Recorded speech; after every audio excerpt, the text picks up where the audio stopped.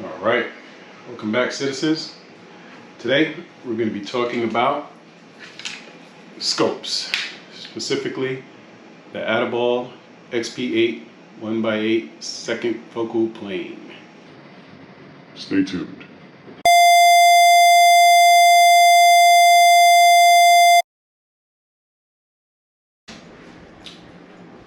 Before we get started, I'd just like to thank all my current subscribers again for subscribing to the channel. But wanted to point out something in my analytics that I picked up. 76% of my viewers are not subscribed to the channel, and that's a lot.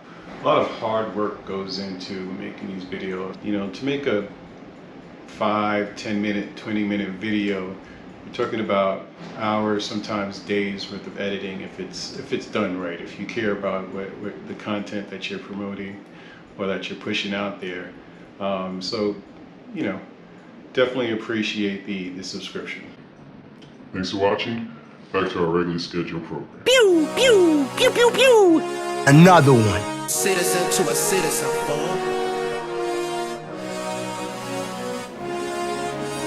citizen to a citizen, Another one. Key to life.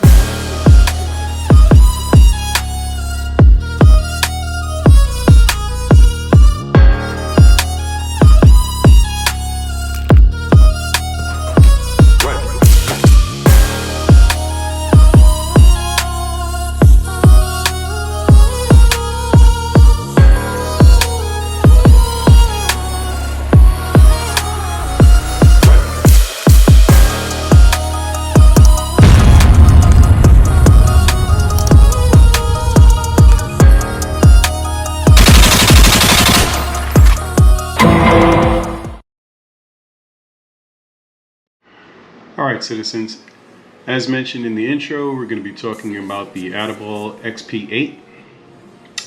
It's a 1x8 low LPVO, so that's low powered variable optic. This particular one is offered by Optics Planet. That's pretty much, it says OPMOD right there, if you can see that.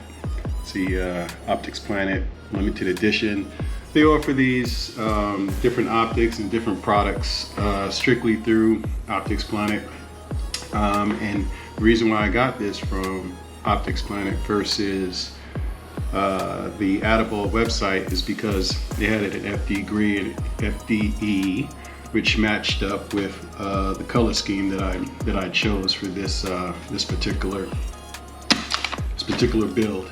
Let's go ahead and show safe real quick.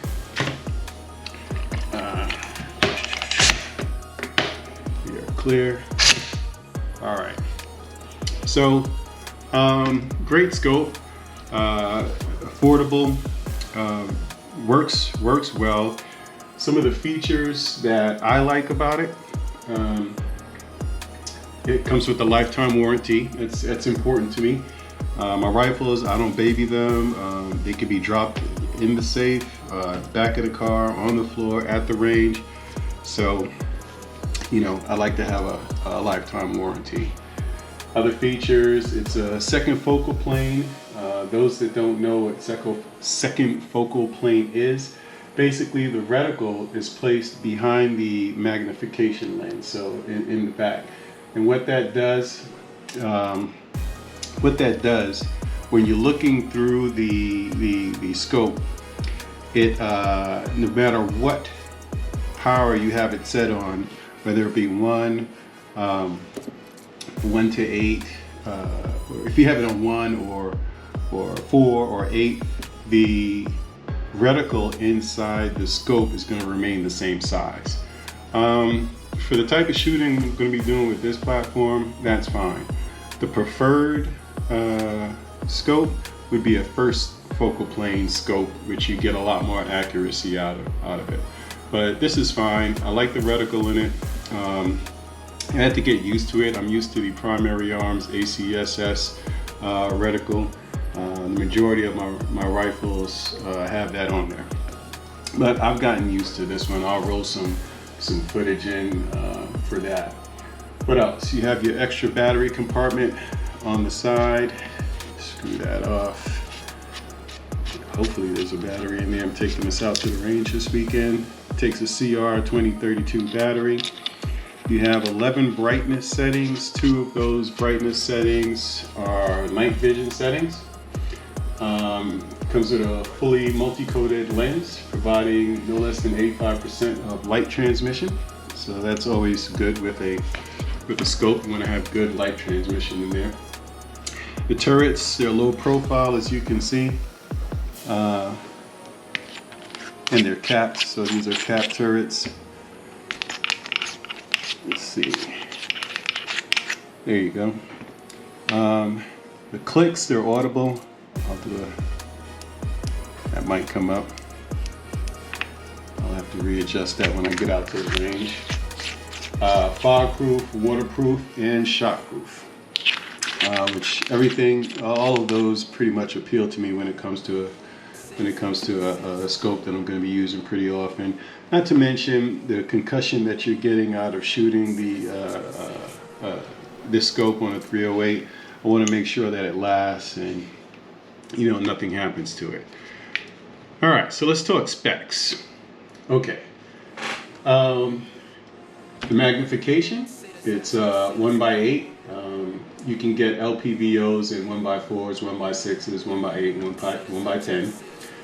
The length, the overall length of it is 10.4 inches. The objective lens is 24 millimeter. Okay. Let's see, what else? Eye relief. Has a pretty decent eye relief. It's about 4 inches, 3-4 inches, depending on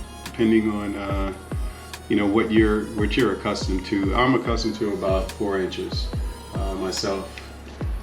Field of view is 10.5 to 12.45 feet. Tube size 30 millimeter. Mentioned the low profile cap turrets. Adjustment clicks, which I prefer 0.25, but the adjustment clicks are 0.5 on this, but that's fine, it's just math.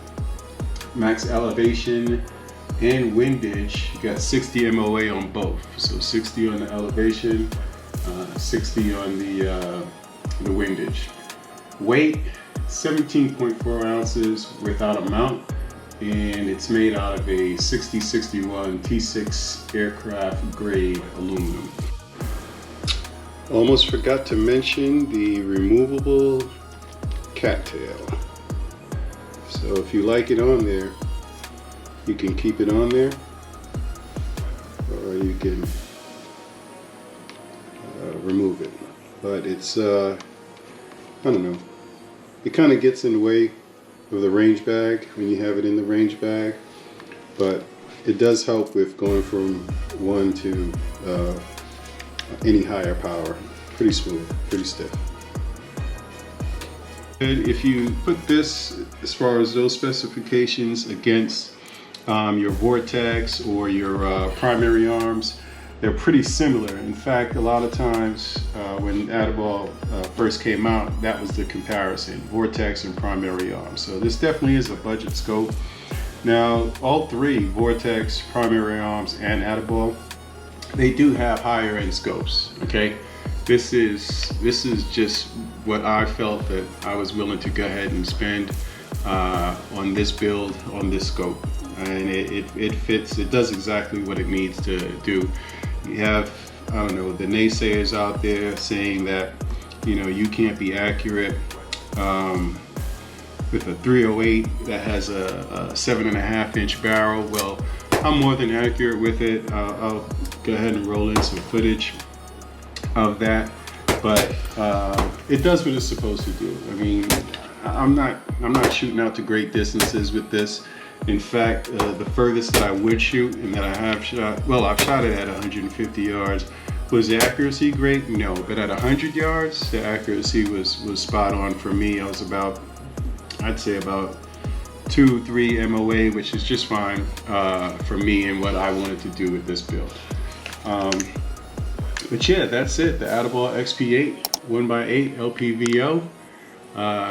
It's a big thumbs up for me.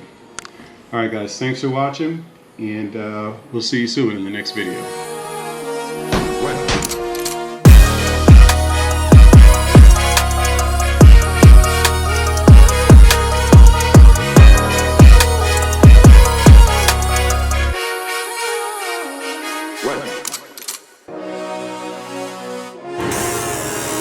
Citizen to a citizen.